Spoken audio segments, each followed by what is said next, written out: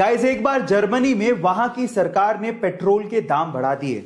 अब इस चीज का विरोध करने के लिए वहां के लोगों ने जो तरीका आजमाया वो बहुत ही निराला था, जिसे देखने के बाद वहां की सरकार को भी झुकना पड़ा।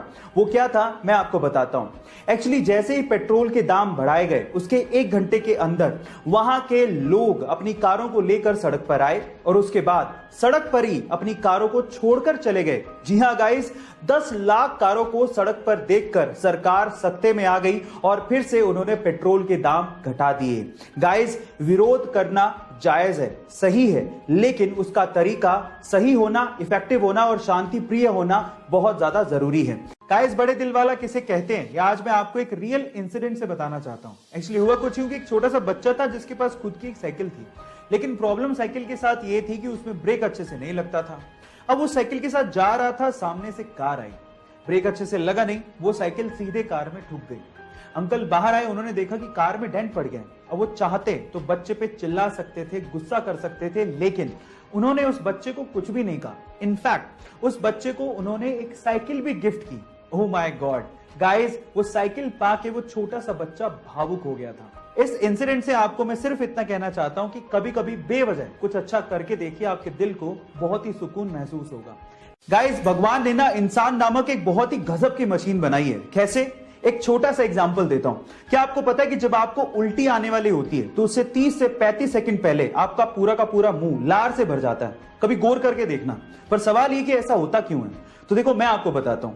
आपकी जो लार होती है ना, वो क्षारीय यानी बेसिक नेचर की होती है, और जब आपको उल्टी आने वाली होती है तो उल्टी के साथ साथ पेट से खतरनाक एसिड भी मुंह में आने वाला होता है। तो उस एसिड को न्यूट्रलाइज करने के लिए और आपके मुंह को बचाने के लिए वो लार पैदा होती है। और उसके अलावा लार 30 से 35 सेकंड पहले पैदा होती है, वो आपको इंडिकेट भी करती है कि आपको उल्टी आ सकती है ना? Amazing fact. गाइस, इस फोटो को ध्यान से देखिए। ये अब तक की किसी भी कैमरे के द्वारा ली गई सबसे साफ फोटो है। खा गए ना धोखा? एक्चुअली ये फोटो नहीं है। आप हैरान हो जाएंगे कि ये एक पेंटिंग है जो कि ऑयल पेंट से बनी है। इनफैक्ट ये इतनी ज्यादा क्लियर है कि पहली बार देखने से तो ऐसा लगता है कि शायद किसी हाई रेजोल्यूशन वाले कैमरे से ली गई फोटो है। ये ऑयल पेंट से बनी है। इसको भी चेक करने के लिए लोग मैग्नीफाइंग ग्लासेस का इस्तेमाल करते हैं। इस पेंटिंग को बहुत सारे अवार्ड्स तक मिल चुके हैं। ये पेंटिंग वर्ल्ड रिनोन चाइना के लेंग जून ने बनाई है। तो इस जीनियस आर्टिस्ट के लिए एक हार्ट तो बनता है। एक बार एक चाइनीज व्यक्ति एक एनिमल शेल्टर से एक बहुत ही प्यारे कुत्ते को घर पे लेके आया। वो कुत्ता बहुत ही समझदार था, लेकिन उस चाइनीज व्यक्ति ने एक अजीब सी हरकत उस कुत्ते की नोट की। वो कुत्ता पूरी रात अपने मालिक को सोते हुए देखता था। शुरू में उन्हें लगा कि शायद वो नया है इसलिए एडजस्ट होने में समय लग रहा है, लेकिन जब वो लगातार ऐसा करता रहा तो उन्होंने उसे डॉक्टर को दिखाया। डॉक्टर ने कहा कि ये तो बिल्कुल स्वस्थ है। थक हार कर जब कुछ समझ में नहीं आया तो वो उसी शेल्टर में दोबारा गए। तो जो शेल्टर वाले ने जवाब दिया वो आप लोगों को सुनना चाहिए। शेल्टर वाले ने कहा कि जब ये सो रहा था तब उसका पुराना मालिक उसे उठाकर यहां शेल्टर में छोड़ के चला गया। शायद इसीलिए वो पूरी रात आपको देखता है, कहीं आप उसे धोखा ना दे दो। गाइस, ये बेजुबान जानवर भी फीलिंग्स रखते हैं, इनमें भी संवेदनाएं होती हैं। इनका भी ध्यान हमें रखना चाहिए।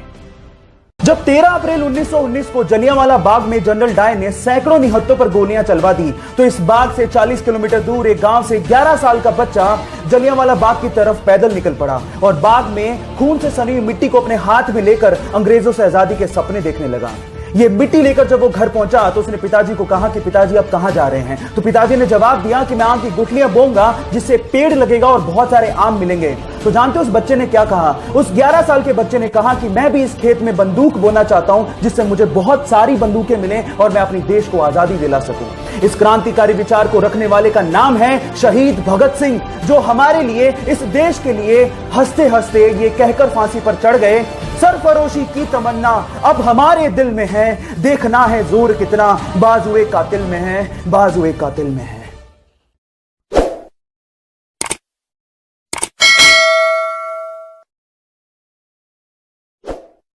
पंकज त्रिपाठी, आज के समय उन्हें कौन नहीं जानता है। एक्टिंग इंडस्ट्री में एक बहुत बड़ा नाम है। एक बार उन्होंने अपने एक इंटरव्यू में एक बहुत ही जबरदस्त बात कही। उन्होंने कहा कि जब वो 10वीं क्लास में थे तो उनके पिताजी ट्रैक्टर खरीदना चाहते थे, लेकिन वो ट्रैक्टर नहीं खरीद पाए। लेकिन उस वक्त अगर उनके पिताजी ट्रैक्टर खरीद लेते तो पंकज जी के मुताबिक आज वो किसी खेत में ट्रैक्टर चलाकर खेती कर रहे होते और इंडस्ट्री में इतना बड़ा नाम नहीं कमा पाते। उसके बाद जो पंकज जी ने कहा वो आप लोगों को सुनना चाहिए। उन्होंने कहा कि जिंदगी में कभी कभार हमें अगर कोई चीज नहीं मिलती तो उस वक्त उसका मलाल होने लगता है, लेकिन बाद में आगे चलकर समझ में आता है कि उस वक्त जो हुआ वो ठीक ही था। इसलिए जिंदगी अगर आपको हरा रही हो तो आप समझ लीजिएगा कि आपके साथ कुछ अच्छा होने वाला है। आपको पंकज जी की बात सुन के कैसा लगा चैट सेक्शन में जरूर लिखिएगा और ऐसे अमेजिंग वीडियोस के लिए YouTube पे हमारे चैनल को सब्सक्राइब कर लीजिएगा और अगर आप Instagram पे देख रहे हैं तो मुझे फॉलो करना मत भूलिएगा। मिलते हैं अगली वीडियो में। लोगों को टैटू बनवाना बड़ा अच्छा लगता है, लेकिन अगर आप अपनी बॉडी पे टैटू बनवा रहे हो तो पहले इस वीडियो को ध्यान से देख लेना, क्योंकि अगर आपकी बॉडी पे टैटू होगा तो आप इंडिया में बहुत सारी हाई लेवल गवर्नमेंट जॉब्स और बहुत सारी सिविल सर्विसेज में अप्लाई नहीं कर सकते हो। कौन कौन सी है वो सिविल सर्विसेज और जॉब्स मैं आपको बताता हूं। वो है IAS, IPS, IFS, IRS और इसके अलावा अगर आप सेना को ज्वाइन करना चाहते हो तो भी उसमें अड़चन आएगी। जैसे कि आप लोग भारतीय रक्षा सेना में अप्लाई नहीं कर सकते, नौसेना में, सेना में, वायुसेना में, कहीं भी अगर आपके बॉडी पे टैटू है तो आप लोग उन जॉब्स में अप्लाई नहीं कर सकते।